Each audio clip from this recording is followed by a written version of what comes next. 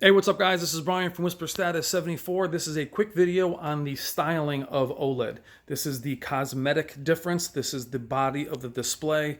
What is actually more important to many people in the majority out there is how these displays physically look, other than the picture quality. Many of us enthusiasts could care less about how the display itself looks. We're more concerned with nits, the picture quality, and performance.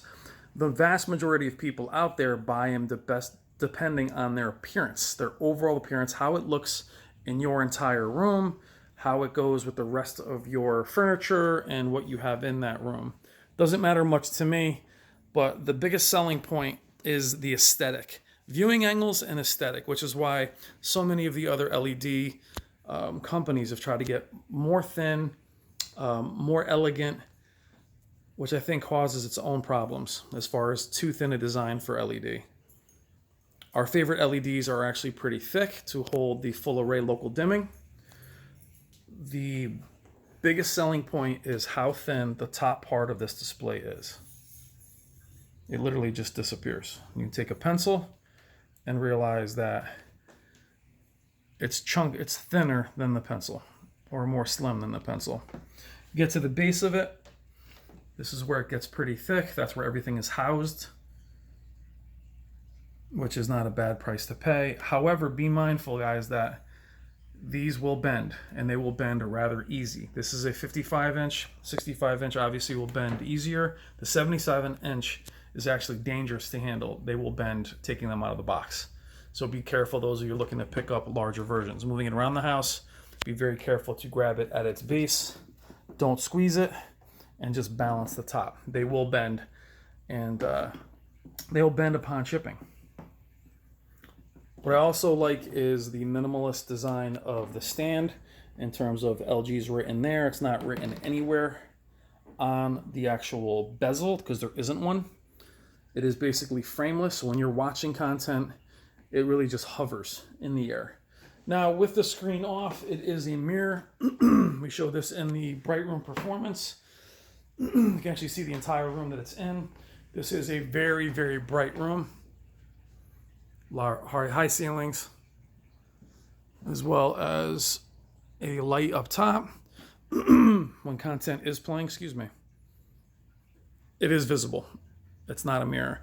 My biggest gripe with this design, though, is the stand reflecting light. I don't like stands that jut outward. I'd rather have them.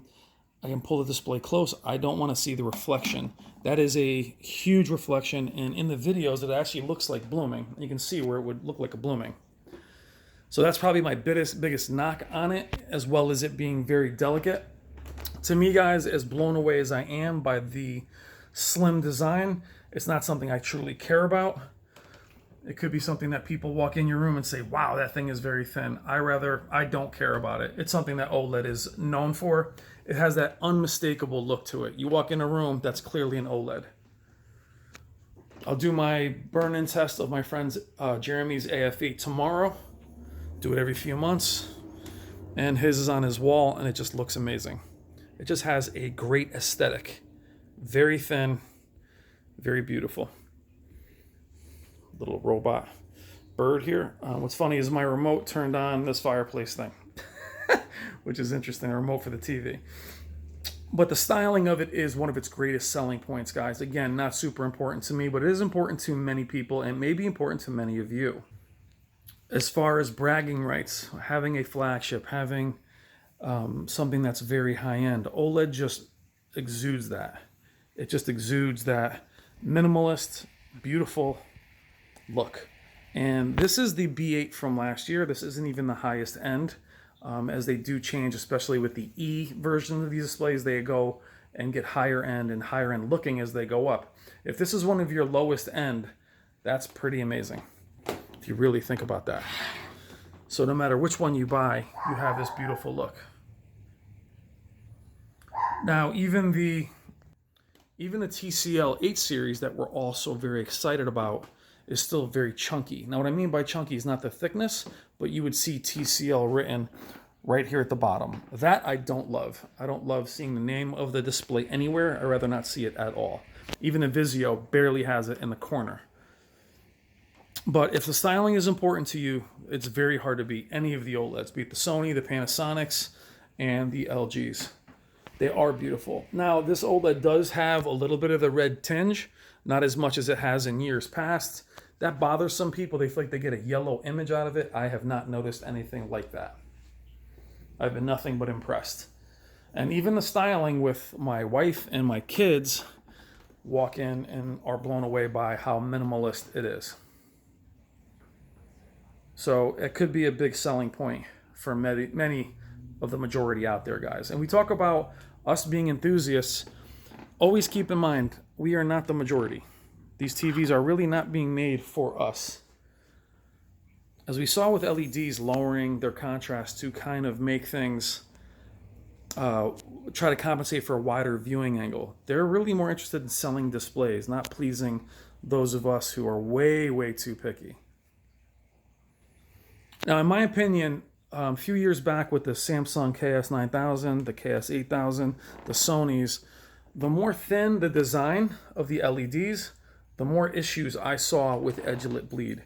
So not edge-lit being an inherent issue with edge-lit problems of displays, the technology, but the fact that I think that they were just really forcing those displays to get smaller, thinner, and brighter. And that just even having the bezels too tight, pressed together, I felt like it was squeezing the light.